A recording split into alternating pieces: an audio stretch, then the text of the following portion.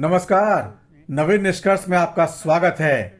हिंदुस्तान की सियासत में शरद पवार को ऐसा पहलवान माना जाता है जो कई बार अपनी टीम को ही दुलत्ती मारने में संकोच नहीं करता, बशर्ते खुद को कोई बड़ा फायदा हो रहा हो। विपक्षी गठबंधन के इस चाणक्य ने राहुल गांधी की उभरती सियासत पर कुल्हाड़ी चला दी है।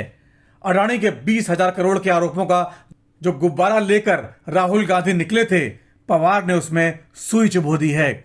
पूरी सियासत समझाएंगे, लेकिन आगे बढ़ने से पहले आपसे गुजारिश है, अगर अभी तक आपने हमारा चैनल सब्सक्राइब नहीं किया है तो जरूर कर दीजिए। भारत जोड़ो यात्रा के बाद जोश में आए और सूरत की कोर्ट से सजा पाने के बाद बौखलाए राहुल गांधी अडानी के मुद्दे को गरमाने लगे थे। वो हर जगह पीएम मोदी से एक ही सवाल पूछ रहे थे, अडानी के 20,000 करोड़ रुपए किसके हैं? पीएम मोदी और अडानी का क्या रिश्ता है? कांग्रेस भी लगातार अडानी के नाम पर पीएम मोदी सरकार को करप्शन के आरोपों में लपेटना चाह रही थी। कुछ हद तक राहुल गांधी माहौल गरमाने में कामयाब भी हो गए थे। शायद इसीलिए पीएम मोदी को करप्शन के मुद्दे पर मोर्चा खोलना पड़ा। उन्होंने यूपीए सरकार के करप्शन की लोगों को याद दिलानी शुरू कर दी, लेकिन राहुल गांधी और कांग्रेस को भरोसा है अडानी मुद्दे पर मोदी सरकार को कटघरे में खड़ा करने में वे कामयाब हो जाएंगे। लेकिन इस बीच एनसीपी सुप्रीमो शरद पवार ने अचानक अडानी का खुलकर समर्थन कर दिया। समर्थन ही नहीं किया, उल्टे कांग्रेस को नसीहत तक दे डाली। एक बड़े बिजनेसमैन को राजनीति में घसीटना ठीक नहीं है। पहले भी टाटा बिरला के नाम पर कांग्रेस पर आरोप लगते रहे हैं। पहले एनसीपी चीफ ने क्या कहा, ये बताते हैं। शरद पवार ने अडानी के ही एनडीटीवी चैनल को दिए इंटरव्यू में जो कहा, एक जमाना ऐसा था कि सत्ताधारी पार्टी की आलोचना करनी हो तो हम टाटा बिरला का नाम लेकर आलोचना करते थे। आजकल टाटा बिरला का नाम लेते नहीं है। टाटा का भी देश में योगदान है। आजकल अडानी अंबानी का नाम लेते हैं तो उनका क्या योगदान है, इस बारे में सोचने की आवश्यकता है। दूसरा, मुझे लगता है हमारे सामने दूसरे मुद्दे ज्यादा जरूरी हैं, बेरोजगारी, महंगाई और किसानों की समस्याएं। सुप्रीम कोर्ट ने जांच करने का अनाउंस करने के बाद सीएफसी इसका इंफ्रास्ट्रक्चर रहा नहीं, इसकी आवश्यकता रही नहीं। तो सुना आपने, ये सुनकर तो कांग्रेस की हवा ही निकल गई। शरद पवार का बयान सुनकर कांग्रेस को काटो तो खून नहीं वाला हाल हो गया। चूंकि शरद पवार एक बड़े नेता हैं और महाराष्ट्र में कांग्रेस का एनसीपी और शिवसेना का गठबंधन है।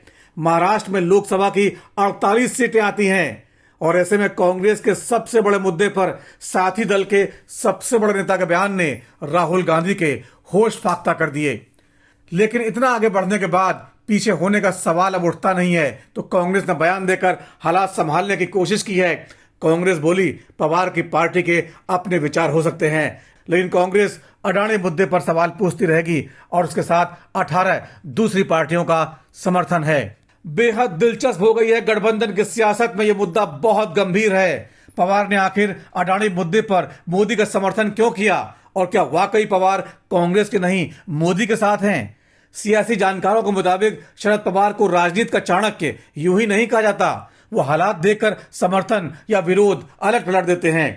शरद पवार का स्टैंड लेना इस बात का सबूत है, कहीं न कहीं पर्दे के पीछे महाराष्ट्र की राजनीति में कुछ बड़ा चल रहा है। कांग्रेस तो मैनेज हो ही नहीं सकती। इस समय दो ही नेता हैं जिनको मैनेज किया जा सकता था, एक नवीन पटनायक और दूसरे शरद पवार। जिस तरह से शरद पवार ने स्टैंड रखा है, उससे आगे की बड़ी लंबी कहानी की बात होने लगी है। कुछ लोग ये भी कह रहे हैं, हो सकता है एनसीपी और बीजेपी की सरकार बन जाए, उसमें शरद पवार हो या माइनस शरद पवार, ऐसा भी हो सकता है। संभव है शरद पवार कह दें, मैं तो टीम में हूं ही नहीं, और अपने भतीजे अजीत पवार को आगे कर दें। और यह भी हो सकता है कि एनसीपी अब महाराष्ट्र की शिंदे सरकार में शामिल हो जाए और अगला चुनाव इसी गठबंधन से लड़े। तब राहुल गांधी क्या करेंगे? बताते हैं, शरद पवार और मोदी के अंदर खाने बहुत अच्छे रिश्ते हैं। मुस्लिम वोटों के लालच में वे भले ही विपक्षी गठबंधन में हैं, लेकिन कांग्रेस को कमजोर करने का कोई बड़ा मौका छोड़ते नहीं हैं। अडानी पर उनके समर्थन की वजह यह भी है कि पवार ने हमेशा बड़े उद्योगपतियों से अच्छे रिश्ते बनाए हैं। एक जमाने में अंडरवर्ल्ड से भी उनके रिश्तों के आरोप लगते रहते थे, लेकिन पवार ने कभी अपना अंदाज नहीं बदला। उम्र के इस मोड़ पर उनको पता है वे पीएम तो शायद ही बन पाए, इसलिए अगर राष्ट्रपति जैसा बड़ा संवैधानिक पद मिल जाए तो शायद कोई दिक्कत नहीं होगी। इसीलिए वे हर दल में अपने रिश्ते मधुर बनाकर रखते हैं। लेकिन पवार के बयान से कांग्रेस गठबंधन के भविष्य पर सवाल जरूर खड़े हो गए हैं। इससे पहले ममता और अखिलेश ने अलग लाइन ली थी। दक्षिण में चंद्रशेखर राव और दिल्ली में केजरीवाल वैसे ही कांग्रेस को किनारे करने में लगे हुए हैं। पवार के बयान के बाद अब जब भी कांग्रेस अडानी पर सवाल पूछेगी, बीजेपी उसको पवार के बयान की याद दिला देगी। इससे ये भी संकेत मिलते हैं कि विपक्षी एकता में दम नहीं है। इससे बीजेपी 2024 में बार बार राहुल की टीम को कमजोर साबित करने में कामयाब हो सकती है। उधर महाराष्ट्र की राजनीति के चलते कांग्रेस शरद पवार से अलग होकर चुनाव भी नहीं लड़ सकती। इसलिए गठबंधन बचाने के लिए उसे पवार की बातों को इग्नोर करना पड़ेगा, दिल पर पत्थर रखना पड़ेगा और पवार अपना खेल खेलते रहेंगे। कुछ ऐसा ही हाल शिवसेना उद्धव ठाकरे गुट का भी है। संजय राउत को भी कहना पड़ा कि पवार के बयान का ये मतलब नहीं है, वो मतलब नहीं है, वे गठबंधन के बड़े नेता हैं। इसलिए 2024 तक अभी बहुत कुछ होना है जो सियासी जानकारों को अतरंगी लग सकता है। आपका इसके बारे में क्या कहना है? अपनी राय कमेंट बॉक्स के जरिए जरूर रखिए। हमारा चैनल सब्सक्राइब करने के लिए आपका बहुत बहुत शुक्रिया।